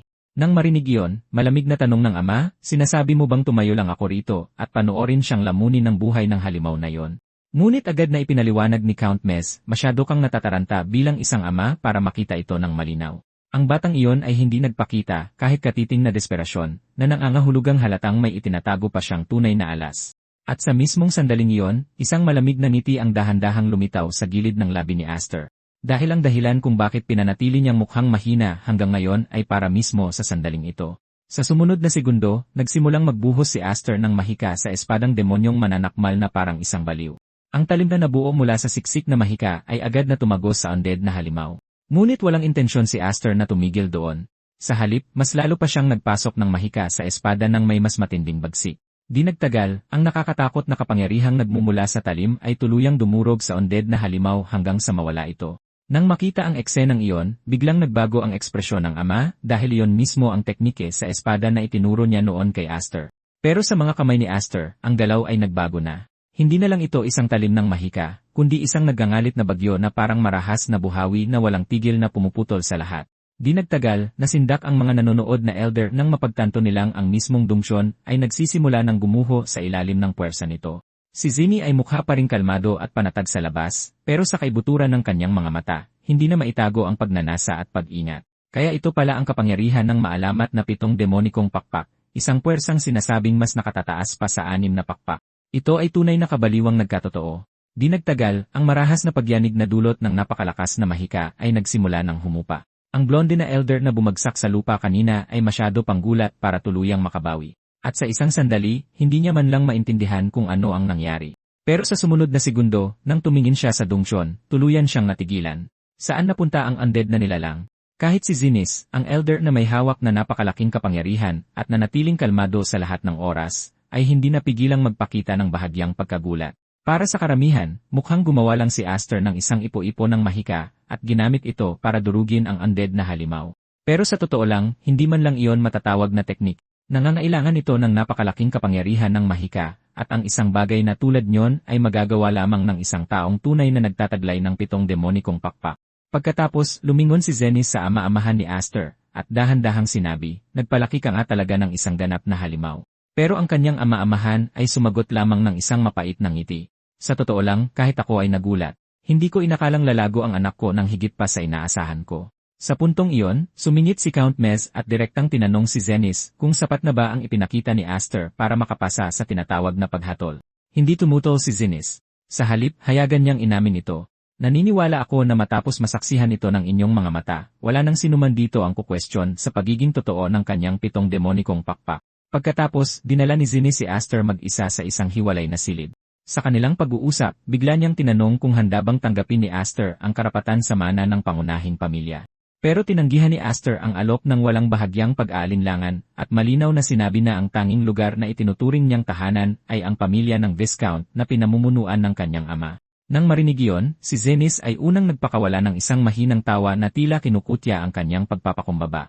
Pagkatapos, sa sumunod na iglap, nanlamig ang kanyang tingin. Nakikita ko ang walang katapusang ambisyon sa iyong mga mata. Kung wala kang interes na maging tagapagmana ng linya ng Duke, kung gayon ang taong tunay mong pinupuntirya ay si Roderick mismo. Tama ba? Nang marinig iyon, nayanig ang puso ni Aster. Hindi niya inaasahan na mababasa siya ng matandang halimaw na ito ng ganoon kadali. Pero sa bagay, may katuturan naman. Ito ang lalaking nanatiling tagong pinuno ng demonikong pamilyang ito sa loob ng mahigit 1 siglo. Ngunit ang mas ikinagulat ni Aster ay tila hindi interesadong ituloy pa ni Zenith ang usapin. Nang makita yon, hindi napigilan ni Aster na magtanong, "Hindi ba't ikaw ang laging nag-aalala na baka balang araw ay pagbantaan ng mga sangay na pamilya ang pangunahing pamilya?" Kalmadong sumagot si Zenith, "Bata, hayaan mong may sabihin ako sa'yo. Ang pangunahing pamilya mismo ay hindi rin kailanman naging tunay na nagkakaisa. Masyadong matigas ang ulo ng Roderick na yon. Kung ang iyong pag-iral ay makakapagparamdam sa kanya ng banta, kung gayon ay maaaring hindi iyon masamang bagay. Pero kung balang araw ang iyong mga pangil ay hindi lang kay Roderick tumutok, kundi sa buong pangunahing pamilya, hindi ako manonood lang." Kahit pagkatapos umalis sa silid na yon, nakaramdam pa rin si Aster ng panlalamig sa kanyang likod. Ang matandang halimaw na nagtatago sa likod ng kurtina ay napakakatakot. Ang kanyang pananaw, kanyang isip, at kanyang lakas ay nasa isang antas na higit pa sa ordinaryong tao. Mabuti na lang, sa ngayon, hindi pinili ni Zinnis na ituring siyang kaaway. Paglabas ni Aster, agad na lumapit ang kanyang ama, at nagmamadaling nagtanong kung ano ang pinag-usapan nilang dalawa. Simpleng sumagot si Aster na inanyayahan siya ng elder na sumali sa pangunahing pamilya, pero tumanggi na siya. Nang marinig iyon, kitang-kita ang pagkatulala ng kanyang ama. Kahit paano niya tingnan, hindi niya kailanman inakala na tatanggihan ni Aster ang ganoong alok. Tutal, ang agwat sa pagitan ng pamilya ng isang duke at pamilya ng isang viscount ay hindi masukat. At ang pangunahing linya ng duke pa lang ay namumuno na sa hindi mabilang na mga sangay na pamilya sa ilalim nito, na ginagawa itong isa sa pinakamalalaking kapangyarihan sa mundo. Sakto namang lumapit din si Count Mez. Direktang tinanong ni Aster kung bakit pinili niyang tulungan siya kanina. Kung hindi iminungkahi ni Mez ang pagsubok sa dungsyon, baka napunta talaga si Aster sa isang desperadong sitwasyon. Pero iwinagayway lang ito ni Count Mez na parang walang kabuluhan at sinabing may ngiti, ako. Hindi ko lang matiis na panoorin ang mga matandang hangal na iyon na tratuhin ang isang batang may kaunting tapang na parang isang kriminal. Pagkatapos ay ipinatong niya ang isang kamay sa balikat ni Aster. Simula ngayong araw, ikaw na ang sikat sa buong mundong anak ng 7 pakpak. Mula sa puntong ito, ang mga pinuno ng sangay na pamilya at mga maharlika na may tunay na kapangyarihan ay lahat nakatutok sa iyo. Gagawin ng ilan ang lahat para makuha ang loob mo. Susubukan ka namang burahin ng iba bago ka pa man tuluyang lumakas. Kaya mula sa sandaling ito, ang problema ay darating sa iyo na parang walang katapusang alon. Lumingon si Aster sa kanya at nagtanong sa seryosong tono. Kung ganoon, Count Mez, isa ka rin ba sa mga taong nagbabantay sa akin? Nang marinig iyon, kitang-kitang nabigla si Mez. Malinaw na hindi niya inaasahan na magiging ganoon kaprangka si Aster tungkol dito. Pero pagkatapos ay buong pagmamalaki niyang sinabi na, bilang isa sa mga direktor ng Knight Academy, natural na ayaw niyang makita ang isang talentadong binata na mamatay para sa wala. Habang sinasabi niya yon, kaswal niyang itinuro ang isang blonde na elder na hindi kalayuan, na ipinapahiwatig na ang lalaking iyon ay kapareho niya ng pag-ugali. Pagkatapos niyon, kumaway na lang siya at tumalikod. Bata, inaasahan kong makita ka sa aming akademya. Magkikita tayong muli pagdating ng panahong iyon. Habang pinapanood siyang umalis, hindi napigilan ni Aster na mapabuntong hininga ng mahina. Ang lalaking iyon ay talagang isang kakaiba at kakatwang matanda na hindi maintindihan ng sinuman. Sa sandaling iyon, sa wakas ay tinapik ng ama si Aster sa balikat bilang tanda ng ginhawa. Tara na, umuwi na tayo. Ang iyong ina at mga kapatid na babae ay sobrang nag-aalala sa iyo. Nahihiyang sumagot si Aster. Siguro dapat magpalit muna ako ng damit. Kung makikita ako ni ina na puno ng sugat na ganito, baka himatayin siya sa sobrang pag-aalala. Samantala, sa ibang lugar, isang kabalyero ang nag-uulat kay Roderick. Namatay si Young Master Dallas sa pagsubok na inayos ng mga elder. Pero matapos marinig ang pagkamatay ng kanyang anak, ni hindi man lang kumunot ang noo ni Roderick. Sa halip, malamig siyang nagtanong, ang anak ng kapatid ko, si Viscount Hegfred, ay kasama rin sa pagsubok na yon, hindi ba? Anong nangyari sa kanya pagkatapos? Dahil doon, iniulat ng kabalyero ang bawat detalye ng insidente mula simula hanggang wakas. Matapos marinig ang lahat, dahan-dahang ikinuyom ni Roderick ang kanyang kamao. Kaya totoo nga, ang kapangyarihan ng 7 demonikong pakpak ay nananatili pa rin sa batang iyon. Kung patuloy siyang lalakas sa ganitong bilis, ang balanse ng kapangyarihan sa loob ng pamilya Elhin ay tuluyang guguho. Nang marinig iyon, tahimik na nagtanong ang kabalyero kung dapat ba siyang alisin bago pa iyon mangyari.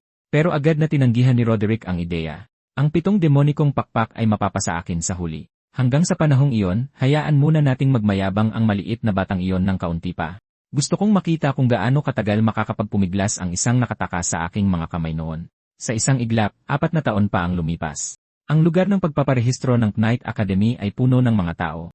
Sinabi ng instructor na namamahala sa recruitment, punan muna ang registration form, pagkatapos ay ipakita ang inyong wing totem. Hindi namin pinapayagang mag-sign up sa exam ang mga taong walang kapangyarihang mahika. Pero nang tumingin siya sa ibaba at malinaw na nakita ang registration form ni Aster, biglang nagbago ang kanyang ekspresyon dahil napagtanto niyang ang binatang nasa harapan niya ay nagmula sa Elheim, isa sa pinakamalakas na pamilya sa kontinente. Kalmadong sumagot si Aster, para maiwasan ang hindi kinakailangang gulat, sa tingin ko mas mabuti kung hindi ko ilalabas ang aking wing totem dito. Total, personal akong inimbitahan ng inyong headmaster. Pero katatapos lang niyang magparehistro, isang hindi kaaya-ayang tao ang kusang lumapit sa kanya. Nagsimulang magsalita ang lalaki na para bang pag-aari niya ang lugar. Hindi pa kita nakikita rito sa mga nakaraang taon, kaya siguradong ito ang unang beses mong kumuha ng entrance test ng Knight Academy. Hindi ko alam kung saang maharlikang pamilya kakabilang, pero hindi ito palaruan para sa mga batang layaw na tulad mo. Ang Knight Academy ang pinakamataas na bulwagan ng karangalan, isang lugar na para lamang sa mga piling-pili. Ang mga kabalyerong nagtatapos dito ay nagiging pinakapinagpipitagang mandirigma ng kaharian. Pero walang pakialam si Aster na makinig sa kanyang mahabang talumpati. Kaswal siyang sumagot ng, naintindihan ko, at tumalikod para umalis. Pero agad siyang hinabol ng lalaki at patuloy na dumaldal. Kahit ang isang malakas na kabalyerong tulad ko ay nagsasanay araw-araw at ilang beses nang kumuha ng entrance test, pero hindi pa rin ako natatanggap. At mayroon ka pang katawa-tawang sirang espada na nakasabit sa iyong baywang. Isang tingin pa lang sa'yo, alam kong isa ka lang amateur na halos hindi marunong humawak ng espada. Kung nandito ka lang para mamasyal, umuwi ka na habang may pagkakataon ka pa. Ang mga panganib sa exam na ito ay higit pa sa kayang tiisin ng isang spoiled na maharlikang pasaway na tulad mo. Nang makita yon, ang dalawang kabalyero sa malapit ay ngumisi at bumulong. Heto na naman siya. Bawat taon, nag-aasal siyang senior at hindi tumitigil sa kadadaldal. Pero sa pagkakataong ito, hindi basta-basta ang napili niyang pag-initan. Iyan ang anak ng 7 wings mula sa pamilyang Elhim. Nang marinig ang kanilang bulungan, mukhang litong-lito ang mas matandang kabalyero. Para sa isang kabalyerong karaniwan tulad niya, hindi pa talaga umabot sa mundo niya ang pangalang 7 wings. Sakto namang may isa pang grupo ng mga tao na dumiretso kay Aster. At sa sandaling makita ni Aster kung sino ang nangunguna sa kanila, agad na dumilim ang kanyang ekspresyon. Dahil ang nasa unahan ay walang iba kundi si Gurion, isang direktang inapo ng pamilyang Elhim. Matagal na tayong hindi nagkikita, pinsan. Mula nang magkita tayo sa pangunahing bahay, ilang taon na rin ang lumipas mula noong huli tayong nag-cruise ng landas. Walang ganang sumagot si Aster, nakakahiya talaga ang kapatid mong si Dallas, isang direktang tagapagmana. At sa huli, pinabayaan pa rin siya ng mga elder at ipinakain sa isang halimaw. Pero si Gurion ay mukhang walang pakialam at malamig na tumawa. Ang walang kwenta kong kapatid na yon ay kahihiyan lang naman sa pamilya. Naging arogante at mapagmataas siya dahil lang isang taon siyang mas matanda sa akin. Sa totoo lang, pagkatapos niyang mamatay, gumaan ang pakiramdam ko. Hindi ko alam kung totoo ba ang iyong 7 wings o kung ano paman ang itinatago mo. Doon sa family estate, walang nangahas na saktan ka dahil sa 7 demonyong pakpak na yon. Pero huwag kang masyadong magmayabang. Hindi kasing hina ng inaakala mo ang mga tao sa pangunahing bahay. Sa mata ng mga elder, maaaring ikaw ang pag-asa ng pamilya sa hinaharap. Pero dito, walang sinumang poprotekta sa'yo. Nang marinig iyon, napabuntong hininga na lang sa isip ang mga nanonood. Napakasama talaga ng swerte nila. Sa lahat ng kumukuha ng entrance exam na ito, 2 pa sa kanila ay nagmula sa pamilyang Elhim. At sa kanilang lahat, ang mas matandang kabalyero kanina ang halatang pinakakabado. Hindi mapakaling tumingin siya kay Aster at nagtanong sa mahinang boses. Talaga bang galing ka sa pamilyang Elhim? Ang kilala bilang pinakamalakas. Nang makita yon, hayagan na lang itong inamin ni Aster. Senior, tawagin mo na lang akong Aster. Hindi nagtagal, dumating na ang lahat sa testing grounds. Sumigaw nang may nag-aalab na intensidad ang mga examiner sa itaas nila. Ang Knight Academy ay umiiral para hubugin ang mga kabalyero ng kaharian. Mula sa puntong ito, kayo ay nakatakdang maging mga dakilang sandata na isasakripisyo ang buhay para sa hari. Kaya hindi namin kailangan ng basura dito. Mas mabuting ituring ninyo ang exam ngayon na parang totoong labanan. Kung hindi ang mga mamamatay dito ay, sa sandaling iyon, naramdaman ni Aster na bahagyang nanginginig ang buo niyang katawan, dahil sa wakas ay nakabalik na siya sa lugar na ito, ang daan patungo sa pagiging isang Royal Knight. Kahit sa dati niyang buhay, matapos mawala ang kanyang mga pakpak, hindi siya kailanman nabigyan ng karapatang tahakin ang daan na iyon. Kaya sa pagkakataong ito, kailangan niyang malampasan ang lugar na ito. Dahil sa loob ng akademiyang ito ay mayroong isang makapangyarihang mundo na hindi niya kailanman nagawang abutin sa dati niyang buhay. At ngayon, hawak ang 7 demonyong pakpak, nakatadhana siyang abutin ang isang antas na wala pang sinumang nakarating. At higit sa lahat, ang nananatiling nakatayo sa pinakatuktok ng mga Royal Knight ay walang iba kundi ang kanyang kaaway, si Duke Roderick. Manatili ka lang dyan at hintayin mo ako, gago. Maaabutan din kita. Pero bago yon, kailangan kong maipasa ang selection exam na ito. Hindi nagtagal, opisyal nang sinimulan ng mga examiner ang unang yugto ng pagsubok. At simple lang ang layunin ng yugtong ito, makaligtas sa walang katapusang ulan ng mga spear trap na inilulunsad sa kanila. Sa sandaling magsimula ang pagsubok, hindi mabilang na tao ang agad na namatay. Kahit ang karamihan sa mga nakaligtas ay natataranta, tumataka sa iba't ibang direksyon. Tanging ang mga veterano lang na ilang beses nang sumabak sa entrance exam ang nagpakita ng kahit paanong tamang reaksyon. Agad silang nagtipon at nagtulungan, hinaharangan ang mga sibat na lumilipad patungo sa kanila mula sa lahat ng panig. Pero nang makita iyon ng mga examiner sa itaas, walang sinuman sa kanila ang mukhang nasisiyahan. Dahil kahit na ang mga bihasang kandidato na iyon ang humahawak sa linya, ang final survival rate ng yugtong ito ay malamang na hindi lalagpas sa 30%. Ang isang mababaw na tugon na tulad niyan ay aabot sa limitasyon nito sa lalong madaling panahon. At higit sa lahat, ang tunay na layunin ng yugtong ito ay hindi para panoorin ang mga taong nagkakandara pa sa pag-iwas para mabuhay. Ang tunay nilang gustong makita ay kung may sinumang kayang durugin ang buong hamon gamit ang napakalakas na puwersa. Sa sandaling iyon, hindi makapaniwalang tinitigan ng mas matandang kabalyero si Aster. Ano? Natigilan ba sa takot ang tangang iyon? Bakit nakatayo lang siya roon at hindi gumagalaw? Samantala, ngumisi lang si Gurion mula sa gilid. Wala siyang ibang gugustuhin kundi panoorin si Aster na matusok na parang pinkusyon ng mga sibat na iyon. Pero habang hindi mabilang na sibat ang sumusugod sa posisyon ni Aster, dahan-dahan lang niyang inabot ang sirang espada sa kanyang baywang. Sa sandaling bunuti ni Aster ang espadang iyon, isang malakas na alon ng mahika ang sumabog at kumalat sa buong paligid. Sa mismong sandaling iyon, lahat ng naroroon ay napalingon sa kanya na may gulat na mga ekspresyon. Dahil ang mahikang lumabas mula sa isang bunot lang ng kanyang espada, ay winasak na ang lahat ng sibat na inilunsad sa buong pagsubok. Ito pala ang entrance exam ng Knight Academy. Hindi naman pala ganoon kahirap.